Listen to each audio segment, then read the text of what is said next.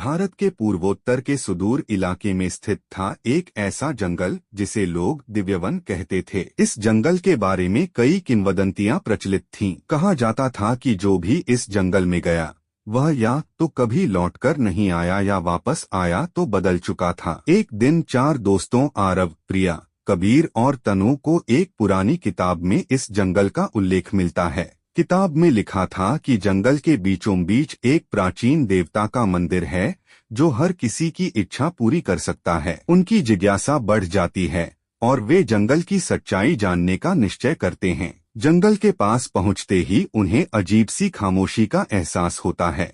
पेड़ विशाल और घने थे, जिनकी शाखाएं आपस में इस तरह जुड़ी थीं कि सूरज की रोशनी भी अंदर नहीं पहुंच पाती थी। जैसे ही वे जंगल में प्रवेश करते हैं, चारों को अलग अलग रास्ते दिखाई देने लगते हैं। आरव को एक विशाल नाग मिलता है जो उससे पूछता है, तुम यहाँ क्यों आए हो? आरव सच बोलता है, मैं सत्य की खोज में हूँ। नाग रास्ता छोड़ देता है और कहता है, सत्य पाने के लिए अपने डर से लड़ना होगा। कबीर को एक सरोवर मिलता है जिसमें उसकी परछाई बोलने लगती है, तुम्हारी सबसे बड़ी कमजोरी क्या है? कबीर जवाब देता है, मेरा अहंकार। उसकी परछाई हंसते हुए कहती है, इसे हराओ तभी आगे बढ़ सकोगे। बहुत सारी परीक्षाओं और रहस्यमयी प्राणियों का सामना करते हुए चारों आखिरकार मंदिर पहुंच जाते हैं। वहां एक विशाल देवता की मूर्ति थी। देवता की आवाज गूंजती है, तुम्हारे आने का कारण जानता हूँ, पर जो तुम चाहते हो क्या वह सच में तुम्हारे लिए सही है?